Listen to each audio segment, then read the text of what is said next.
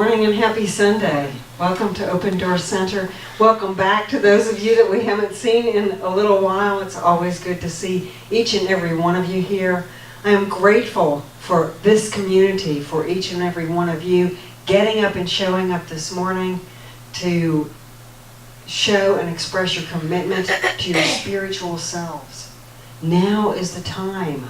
It is really, really, really important that we live and hone to our values and ever more deeply express them out there in the world. By being here on Sundays, that is part of what we do.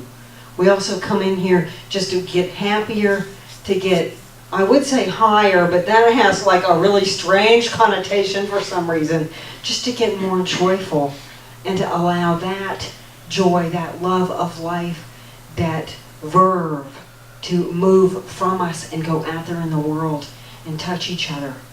If this has been your experience since you came to Open Door Center, I encourage you to live it out loud by dragging your friends and family in here. Share it with them that this has changed your life and tell them it will do the same for them.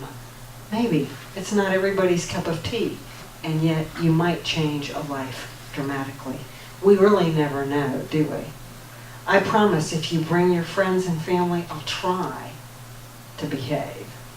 I'm not promising anything. Well, I promise I'll try. How's that? So this morning we continue with our focus on the 7 Spiritual Laws of Success by Deepak Chopra. I know that many of you are familiar with this book. If you don't have it, hello, goodbye, it's fine. It's been through worse, trust me, okay? If you don't have the book, we do have copies for sale in the bookstore after the service, so you can check one out there if you'd like to, or pick one up. Our area of discussion for this morning is Chapter 2, and that is the chapter entitled The Law of Giving and Receiving. This portion of the text is really all about just being in that effervescent flow of life. Now, you know, that's nothing new for us here in Science of Mind. We understand that we are the creators in our world. This isn't a belief system that tells us that we have to pray in supplication to an outside deity. What we understand is that really what we are creating, what we are expressing in our lives, what comes back to us is literally coming to us through the venue of our conscious and subconscious thoughts, our beliefs, our feelings, and yes, even our behaviors. And then all of that kind of coalesces to go out there, and it impregnates the universe. The universe gives birth in turn to that which comes back to us, okay? And so literally it is a circle, a cycle of creation that is always happening here. It's just a huge kind of thing, and it's really amazing. Deepak Chopra understands this too. If you read his book and read particularly this chapter, you get it that he really knows that what we receive is what we are putting out there in large part. And his background is really interesting. If you don't know about Deepak, here like the minimal nutshell, he grew up in a country where the predominant teaching was Hinduism. His family was very devout. He knew the sacred teachings and the books of the Hindu teaching very early on in life. There's a lot of recitation and memorizing and kind of reporting back of those teachings, those sayings, those understandings in Hinduism. Well, then he came to the United States, I believe, for medical school, and he was pretty much immersed in Christianity. So he's got a huge background in spiritual wealth to bring, okay? Really, I haven't read anything by him that didn't just, scare me and rock me at the same time in a really delicious way. He relates in this particular chapter that even the thought of giving, the thought of blessing something, a simple prayer, has tremendous power to affect others. That's one of the reasons that we do the metta prayer here on Sundays now, because we understand as agents of change on this planet, when we set that law in motion by saying the prayer, we changed the lives of everybody on this planet. We changed the lives of all of the species on this planet. Deepak goes on to tell us that the universe operates through dynamic exchange, that nothing is ever static. Just as in the movie The Secret, where we learned everything is always moving, everything is energy, and so everything is moving from the unformed into the form, through form, and back out again into the unformed. There is this cycle of life. Think about what is going to happen, what has happened with your physical bodies. Well, at first we didn't exist, did we? Then one met another, biblically, we could even say, okay, and knew the other, and look at what happened. Oh my gosh, okay? Think about in comparison to what you are like now and what you were like when you were 2 days old. And it's a little bit of a difference, isn't it? Oh my, okay? And yet someday this form, we'll just lay it down. We'll move on. I'm not real sure what happens then, but I'm looking forward to it. The more I read, the happier I get about that, okay? So we know that everything is moving from unformed into form, through form, and out of form. We see this replicated in the teaching symbol, the Science of Mind teaching symbol that's on PowerPoint. The left and right hand components of the V basically illustrate to us that everything is moving from the unmanifest, that's the top third, through law, through spiritual law, which shows it up in form. So everything is going from the unformed to the form. We understand that that which seems to be reality, put that word in quotes, is really only temporary. That everything that is will move back into the formless at some point, depending on that strange element that we all call time. Think for a moment what happens to water when it becomes stagnant. I think they have a problem with this down in the sunny state of Florida right now, don't they? It isn't pretty, is it? It becomes foul-smelling. It becomes sludgy. If we felt the need to be stagnant or static in our breathing, what would happen? Well, something greater would take over. We would pass out, and our autonomic nervous system, okay, would kind of kick in. It would breathe for us until we woke back up, okay? That's probably a good thing, or we'd have trouble sleeping, wouldn't we? What would be the results if the blood that's always circulating in our bodies stopped moving? End of physical expression as we know it. Honoring that old biblical adage, what comes around goes around, literally is a truism if we want to create good that freely circulates in our lives. When we do this, we are consciously living in the flow of giving, and we're also expanding ourselves into greater allowance so that we can continue to receive the good, the wealth, the love, the joy that the universe holds for us. Every relationship is one of give and take. Think about the relationships you have with your employer. You give, they take, right? No, you give, and in exchange they actually give you, and if they don't give you a paycheck, needs to be something happen, because that's not okay, But it's give and take. And when we give and something receives, we are given back to. That is a law, that is a spiritual law that must stay in circulation. Giving engenders receiving, engenders giving, engenders receiving, engenders giving.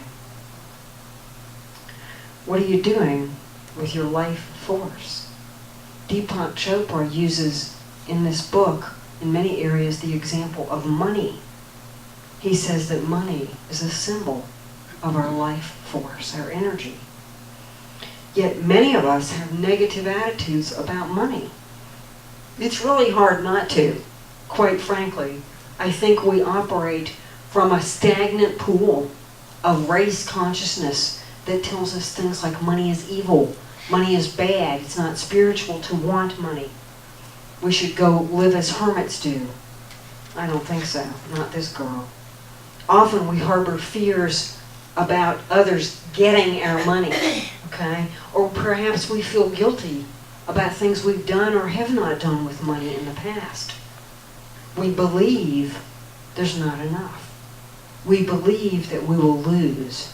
We believe, and this is a big one, that perhaps we are not worthy of receiving our good, the good we desire. We tell ourselves, if I have money, it will cause problems. What if you had lots and lots and lots and lots and lots and lots and lots and lots of money? What would your family's behavior be? Ew, yeah, I might have to move, no forwarding address, I don't know. Our attitudes and false beliefs, such as those mentioned, often surface when we find ourselves in a discussion about giving and receiving. Deepak tells us that the most important thing to realize here is that it isn't about the money. It's about consciously giving with both our money, our goodness, our love, and our loving kindness. It is about giving in the moment whatever it is we have to share. It is about giving with an open hand and a clear intention to prosper all we come into contact with and to be prospered in return by all who come into our sphere. Think about it.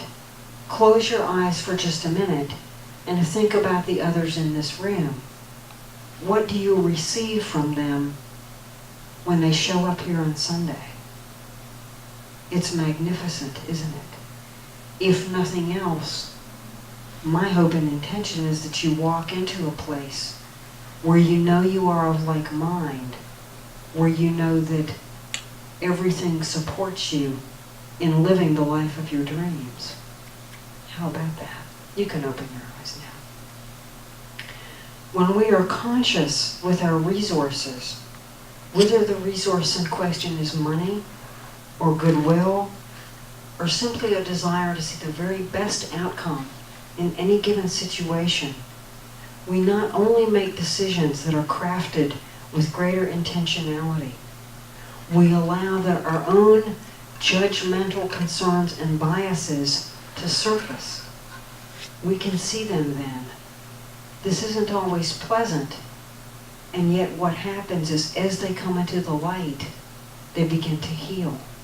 We create a more whole belief system by doing this.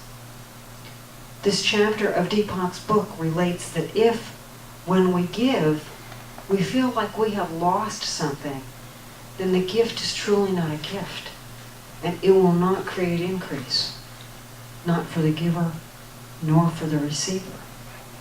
Again, it is the intention behind giving that is always most important. Deepak Chopra looks to natural law, and he applies these same principles to spiritual living. He tells us that within every seed is the promise of 1,000 forests. I find that so beautiful. Nature gives of itself so abundantly. Imagine the hard driving rain or snowflakes simply boiling down out of the sky. You know, I love it in the winter when it snows really hard because it means I get stuck on that mountain and I love it, okay? It's like, yeah, I have to go to work today. Here you go. Strangely enough, Ernest Holmes, the founder of Science of Mind, wrote a prayer. And the name of that prayer is the law of giving and receiving. It's the same as this chapter. Isn't that amazing? What comes around goes around. Ernest tells us everything in nature moves in circles. Unless the seed is sown, it will not bear fruit. Those who give all receive all. Those who refuse to give limit the possibility of the greater good returning to them. Let's see the next slide, Tony. Here's an example of the givingness of nature. I love this. I truly believe in my heart that this is an interactive universe, that wildlife, that all of life is truly speaking to us if we can learn its beautiful languages. It's phenomenal.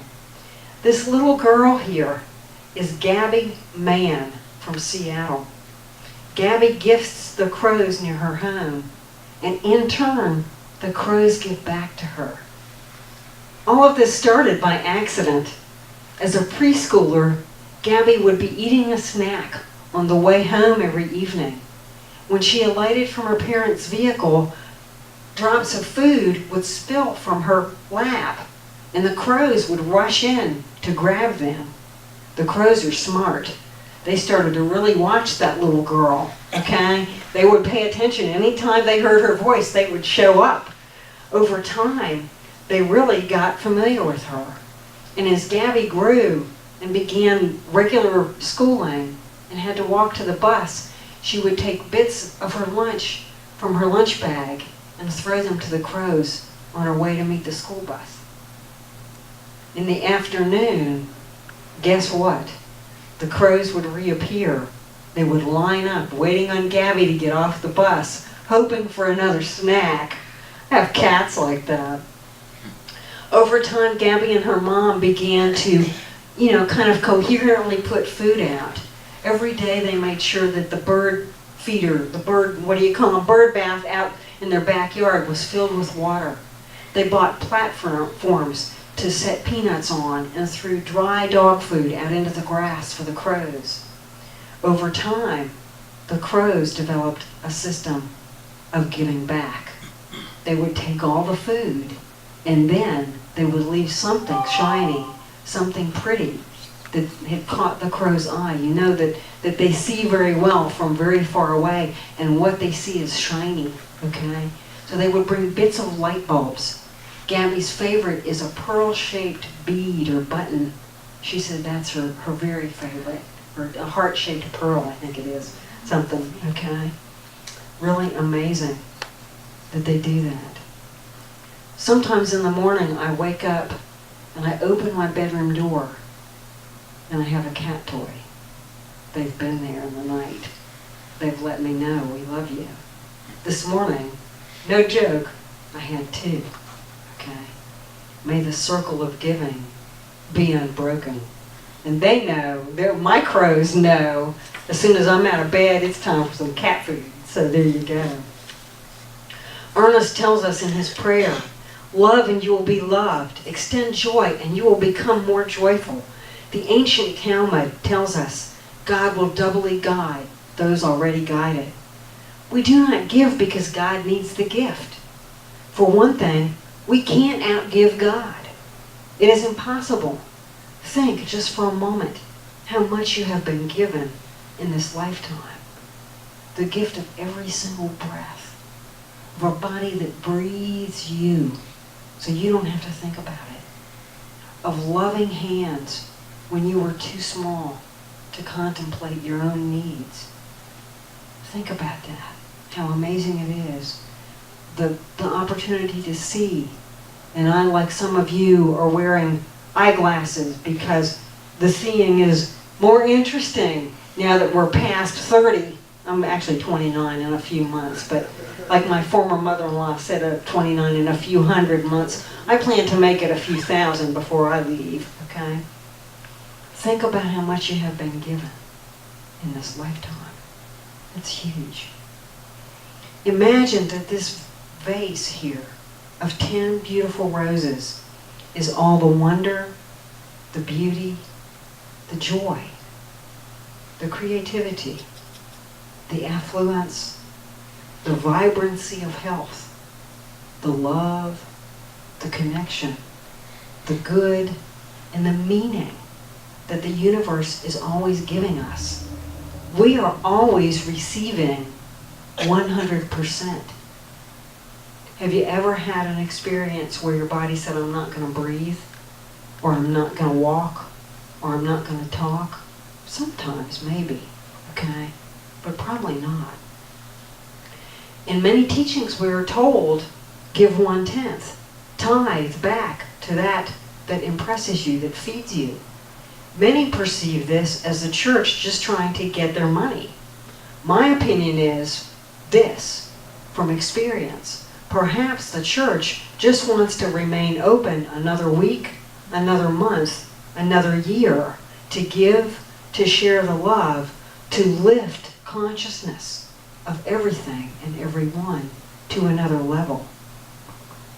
What if we took 1 small 10th of what we have here and we gave it away?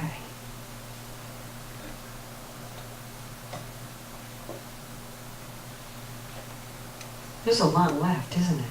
Look at that. I love that, okay? We give because the giving increases and broadens and deepens the life of the giver. And who doesn't love to receive a flower or a smile or a gift of money in the mail? Oh my. It is our natural inclination to give. Remember Maslow's hierarchy of human needs? Tony, we've got a slide up here that we can look at to see this. Now this was developed by a guy named Abraham Maslow, who was truly brilliant at human development. He really looked at the consciousness, I think, of human success. And what he recognized was that it's really important that we have our basic needs met. It's very hard to be concerned with the lives, the welfare of others, if we don't have food or shelter or air to breathe or water to drink, okay? Yet what we know is that as we become more confident in having what we need, we have air, water, food, shelter, security, love, and affection. We have meaningful responsibilities and activities. What happens is that we become more fully able to contribute. When we reach the top of Maslow's hierarchy, that's the place known as self-actualization. It really is all about how we are making the world better for all of life. Doing this happens not because we've ascended. We haven't climbed some spiritual mountain and arrived, so to speak. It happens choice by choice, moment by moment, living and living, and giving and giving. And it happens by receiving. It is the Father's good pleasure to give you the kingdom.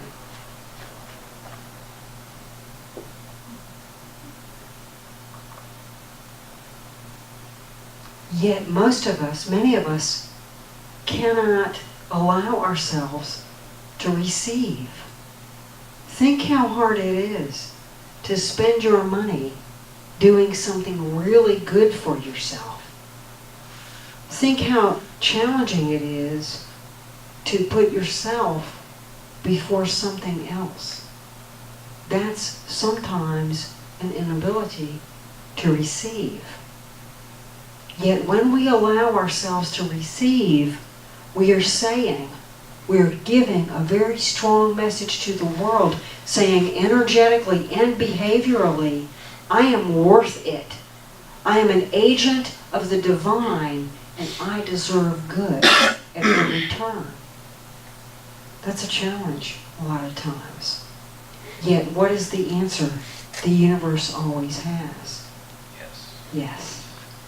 So if we are negligent in supporting ourselves and allowing ourselves to receive good, in opening to it and knowing that it is always ours, always present, all we have to do is begin to recognize it, turn our GPS systems to it, and it's like the cup fills up, right?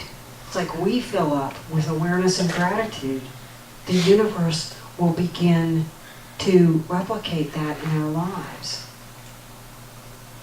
Deepak Chopra gives us some really great ideas about putting the law of giving and receiving into motion in our lives.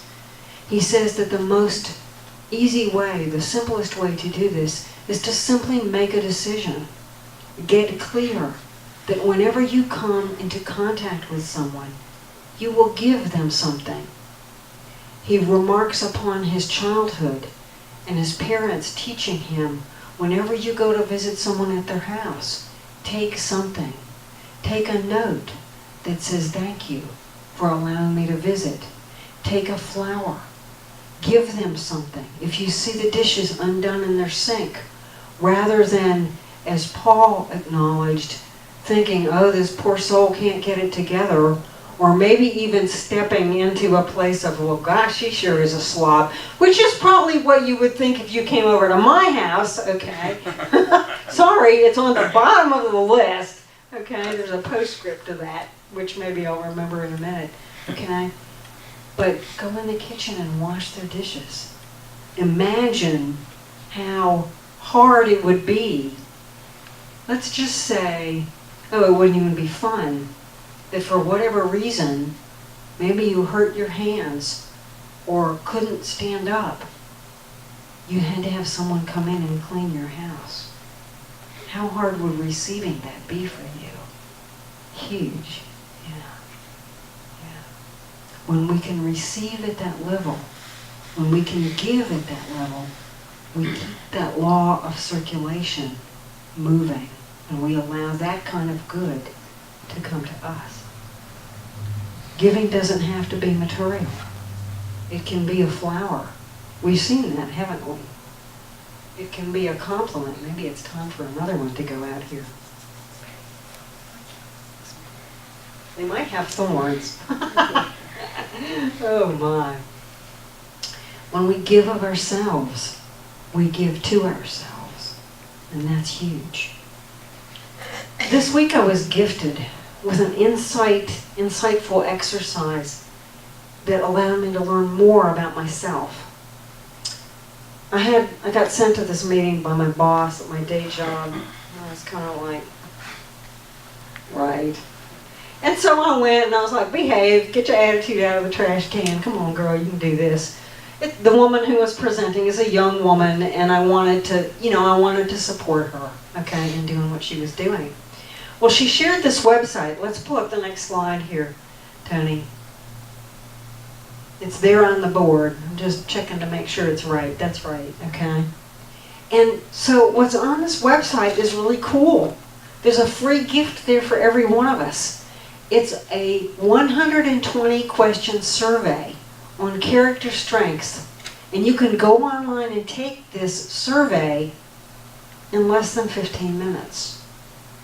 What we know is that very often, and I work in an agency where they are prone to doing things like this, they'll say, okay, now tell us, we'll be in a meeting, tell us what are the intrinsic skills to group dynamics that you bring to this, gathering, and I just want to go find a barf, okay, pardon me, because I'm like, I don't know, man, I'm here, you got me, you got my attention, what more do you want, okay, you got the bod, that's what there is, okay, you got Barbara, so do something with me, or I'll leave, I'll just keep me busy, or I'll go somewhere else, okay. So, it's very hard often to express, these are my soft skills. These are the talents that I bring, that are inherently mine, the gifts that I came in with, that I bring, that I lend to anything that I participate in. It could be a one-on-one, it could be a dynamic in a group, it could be some kind of a, party situation, okay? Although mine didn't seem to be very party-ish.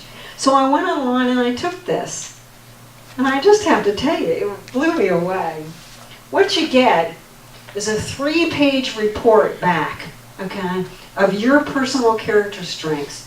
120 questions, less than 15 minutes.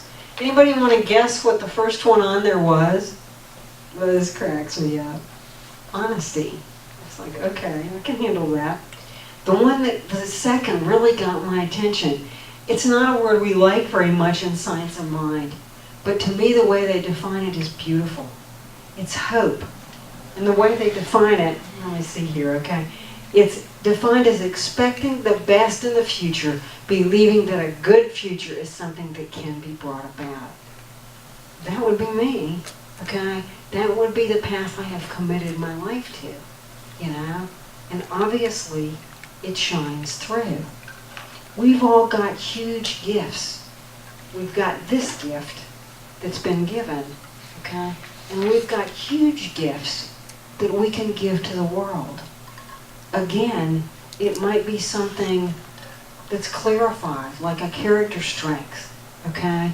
A soft idea, yet intrinsically a talent that is ours to share, okay? One of those things that we don't even really have to work at to deliver, okay? To support others with, okay? We can give by smiling. We can give by waving. As I was going to the fitness center in Cherokee yesterday morning, the helicopter in Cherokee was right above me. He was getting ready to sit down on his landing pad there. And so I just waved, you know, because to me that's a symbol of joy. It's like, good morning. Thank you for doing what you do. In another life, or maybe in another part of this one, I will be a helicopter pilot. Thank you very much, okay? We'll get over that issue that I have with that kind of height, okay? There are some heights that don't bother me. As we close, let me just remind you that a couple of weeks ago, we shared this universal prayer for peace. This is our gift to the world. Guys, this is our time to shine. It is such a powerful situation going on now globally, okay? We have to stand clear in the truth that goodness is happening in everything, everywhere, even that darned election. Somewhere I'm just like so over it, okay? Turn away from the insanity. Quit focusing on what appears to be a nightmare and stand in truth, in wholeness and peace for each and every individual in every country, everywhere. We can do this. This is our gift to this universe. Will you join me in giving it? Will you join me in giving it? Oh, I love you guys. Thank you.